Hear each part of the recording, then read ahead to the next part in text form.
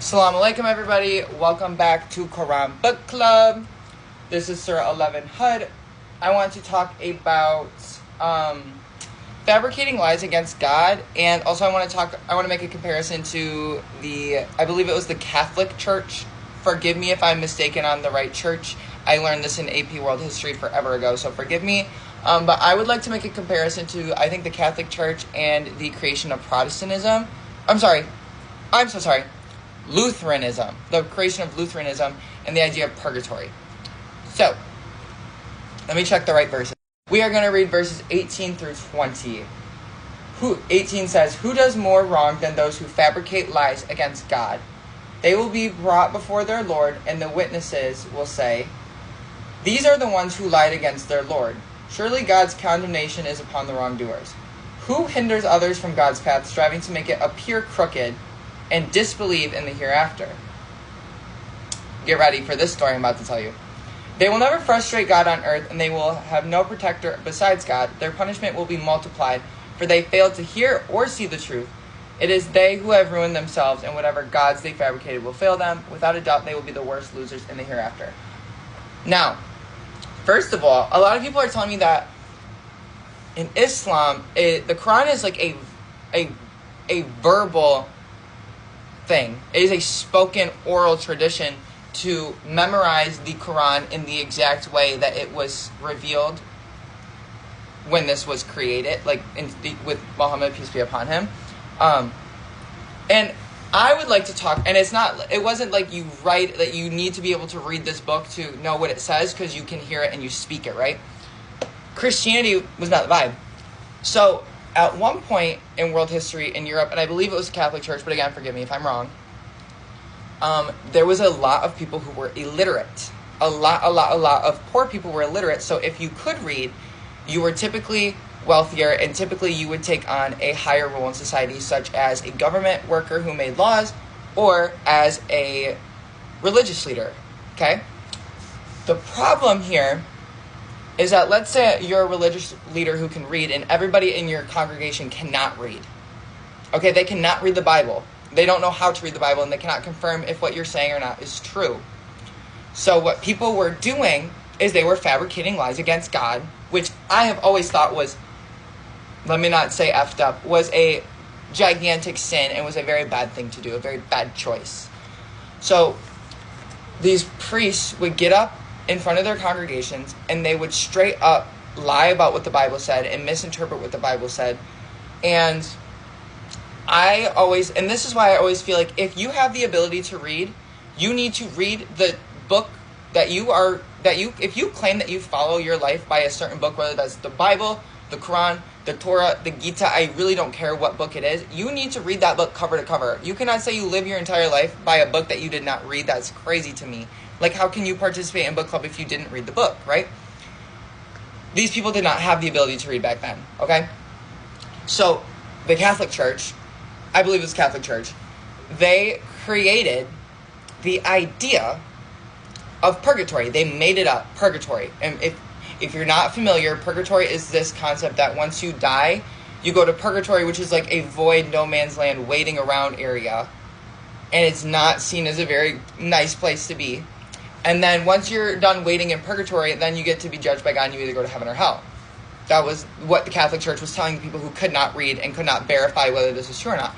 And then what they started doing is saying, "Oh my gosh, your brother just died. And you know what? He's stuck in purgatory, and he might be there in purgatory suffering for hundreds of years. But if you give us, the Catholic Church, money in exchange for this other thing that we just made up, he can jump ahead in line." And people believed them. And people paid them money. And I think that's extremely terrible, and it gets worse. This is my favorite part of this story, though. Some guy named Martin Luther had a big problem with this, and he could read, and he did read the Bible, and he had a big problem with people fabricating lies against God. And so he wrote, I don't remember how many it was, but I feel like it was around 100. Basically, he wrote out all of his beef with the Catholic Church and wrote out 100 different reasons why he disagreed with the Catholic Church, and he went right up to the church and hammered that list right onto the front door. Martin Luther did. People walked up, they read it, they went, yeah, this guy's onto something. Or people explain what it says, so a lot of them couldn't read, and they went, this guy's onto something. And then that is what created the branch of Christianity, which is Lutheranism.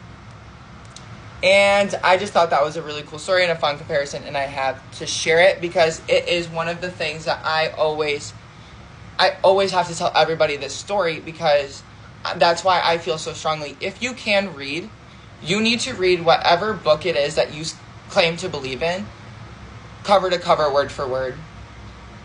Because I think that it is an incredible privilege to be able to read. Being able to read is a very hard skill. Our brains are not built to read. As someone who studied psychology and neuroscience, our brains are not built to read. We use 3 or 4 different parts of our brain to read, and they all have to work together. So if you have the ability to read, I really do encourage you to read whatever book you believe in, cover to cover, word for word, so that you do not fall victim to lies or false claims from whatever book you believe in. Assalamu alaikum, it's Quran Book Club, Surah 11 HUD. I have 2 more videos to make.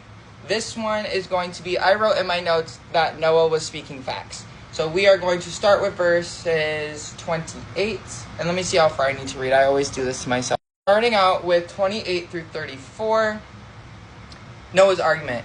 He said, O my people, consider if I stand on a clear proof from my Lord, and he has blessed with me a mercy from himself, which you fail to see. Should we then force it on you against your will? O my people, I do not ask for payment for this message. My reward is only from God, and I will never dismiss the believers, for they will surely meet their Lord. But I can see that you are a people acting ignorantly. O my people, who would protect me from God if I were to dismiss them? Will you not then be mindful? I do not say to you that I possess God's treasuries or know the unseen. Nor do I claim to be an angel, nor do I say that God will never grant goodness to those who you look down upon. God knows best what is hidden in them. If I did, then I would truly be one of the wrongdoers. Do not be judging people for what they believe. Again, that is Allah's. Allah gets to judge you, and no one else gets to judge you. But also, I'm so sick of these non-believers, like, telling these prophets, I don't even care who they are. They're always like, we don't believe you, and you need to prove yourself more. Again, believe them or don't believe them. But it seems that always the prophets who are not being believed are never casting ill will or judgment necessarily towards the people who don't believe in them. They're just saying, God will judge you and God will judge me. And I really wish that some other religions in America would understand the concept that God will judge you and God will judge me, and it's not my job to judge you and it's not your job to judge me. So how about that? His people's response, they protested, O Noah, you have argued with us far too much. So bring upon us what you threaten us with, if what you say is true. He literally just said that he is not God, and he is not an angel, and that he cannot do any of that. He literally just said that, like, why don't they listen? I understand you might not agree and you might not believe, but why don't you just listen to what the people are saying? Because you're drastically misinterpreting what people are telling you. He never said he could bring the judgment day. He literally said that God will do that on God's own terms. He responded, it is God who can bring it upon you if he wills, and then you will have no escape. Literally what I just said. 34, my advice will not benefit you no matter how hard I try. If God wills for you to stray, he is your Lord, and to him you will all be returned. Again, I don't even need to speak on that. I feel like it spoke for itself. Now, this part of Noah's story, it keeps mentioning, like, Noah, get on this boat, take 2 of the animals, right? Everybody knows that part of the story. Take 2 of the animals, and take the people who believe in you. And then they clarified at some point that people are not going to change their minds, and you're not going to convince anybody. So just take the people who believe in you, or believe in me, or believe in what you're saying, and get on that boat, and everyone else will drown. Basically, Noah's son does not get on that boat. But he does believe that a flood is coming? ? So Noah's son says, I'm going to go sit on top of a very tall mountain so that the flood don't get to me. At that point, get on the boat, girl. Noah's son, and so the ark sailed with them through waves like mountains. Noah called out to his son who stood apart, O my dear son, come aboard with us and do not be one of the disbelievers. He replied, I will take refuge on a mountain which will protect me from the water. Let's find out how that goes. Which will protect me from the water, Noah cried. Today no one is protected from God's decree except those to whom he shows mercy. And the waves came between them, and his son was among the drowned. Again, why didn't you just listen? In my opinion, if my mom said, Jackson, get on this boat, a flood is coming, and I said, I believe you that a flood's coming, but I'm going to go find a different way to avoid the flood. Because if maybe you're like the boat, I don't want to be in a boat during a flood. What if it collapses or goes underwater from the waves, right? I understand that line of thinking. But at that point in my brain, I would at least rather be with my mom. So if we die together. And I wouldn't want to separate myself and go live on a mountain, because what if one of us dies and the other doesn't? Which is what ends up happening. Spoiler alert. Why would you do that? That seems like that's just a wild, stupid choice to me. Like, I don't understand that line of thinking, but that wasn't the choice I made. The waves came between them, and his son was among the drowned. And it was said, O earth, swallow up your water, and O sky, withhold your rain. The flood water receded, and the decree was carried out. The ark rested out Mount Judai, and it was said, away with the wrongdoing people. I feel bad for Noah. I really do feel bad for him, because he does later plead out to God to ask him to return his son. And God is basically like, don't test me, Noah, because I like you, basically. He's like, I like you, you're a good guy, and I want you to go to Jonah, so don't test me. Okay, I do what I do for a reason, and your son did not believe. And honestly, correctly, Noah's son did not believe, and that was kind of a weird choice, in my opinion.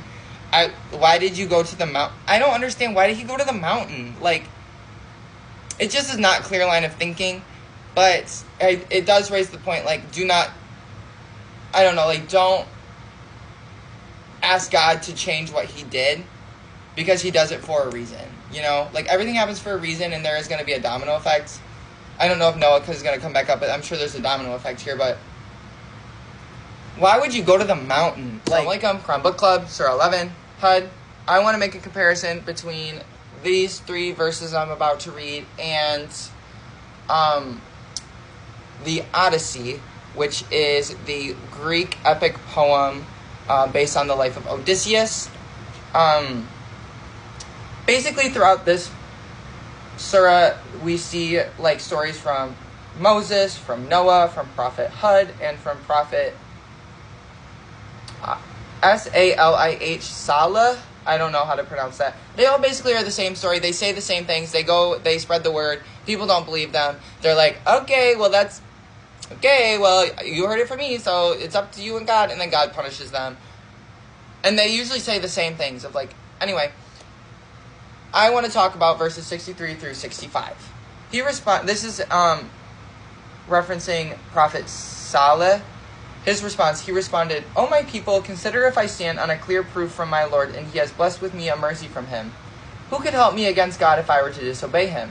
You would only contribute to my doom. Now, these next 2, this is what I want to get into. And O my people, this she-camel of God is a sign for you. And it says that a female camel came out of a mountain as a sign. This she-camel of God is a sign. Oh my gosh. This she-camel of God is a sign for you. So leave her to graze freely on God's earth and do her no harm, or a swift punishment will overtake you. But they killed her. So they warned them, you have only 3 more days to enjoy life in your homes. This is an unfailing promise. Now, I don't know if anybody has read the Odyssey. I had to read it in 9th grade for English class. And there is a story in the Odyssey where, so basically, this guy, he's like a warrior. He's kind of referred to as like a god, I think, in the Greek pantheon. His name is Odysseus, and he goes on a very, very, very long journey to the Trojan War, which they end up winning. And then it's like the Odyssey is their them trying to get home. And they go to a lot of different islands, and they run into a lot of different people, and there's a lot of different stories, and a lot of different tests, and a lot of different lessons. And I don't forget the actual name of the god, so forgive me in this story. But there's one part where they land on an island that has a lot. It's like the god owns a lot of cows on this island, right? And there's a lot of cows, okay? Probably so many that if you killed a cow or 2, it's really not going to go unnoticed, except it did go noticed, okay? So they land on this island. And I can't remember if Odysseus said this or if the gods said this, but they said, do not kill my cows. Do not kill these cows and do not eat them. I understand that you guys are very hungry, but do not kill these cows. Okay? What do you think they did?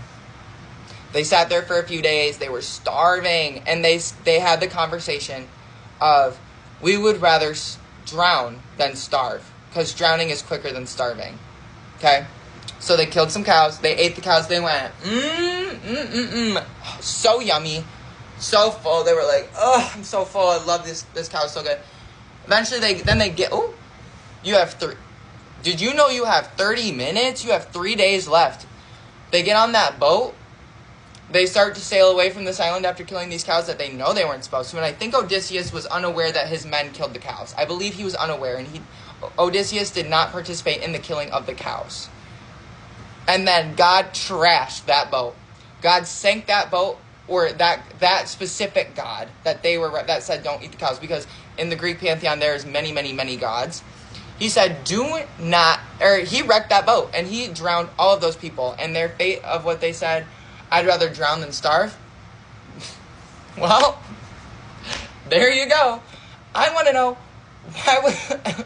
why would they kill the camel? Did people eat camels back in this day? Is it normal to eat a camel? I've never heard of anyone claiming to eat a camel. I've never heard of a stereotype that Arab people eat camels. Why on earth would they kill that camel? They said just let Miss Girl graze. In America, a lot of people hunt deers for food, and there is a doe hunting season, but it is typically it's looked down upon to shoot a doe and to kill it and eat it, especially if that doe is with children, then it's especially frowned upon. Now, sometimes, like, managing deer populations is important and blah, blah, blah. That is not even relevant. But it's, like, even kind of looked down upon in America to kill a female deer, especially during breeding season, and, like, raising the kids part season. Most people shoot bucks because they like them big heads and them big antlers, and they like to put them up on their wall. Why would they kill the camel? They killed the camel. Why would they kill the camel?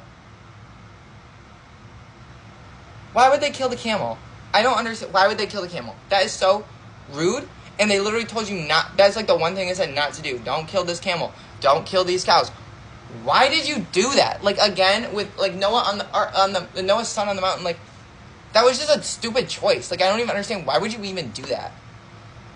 Like, even if a camel wandered into my backyard, even if nobody told me don't kill that camel, I wouldn't kill the camel. Who thought to kill the camel? And why?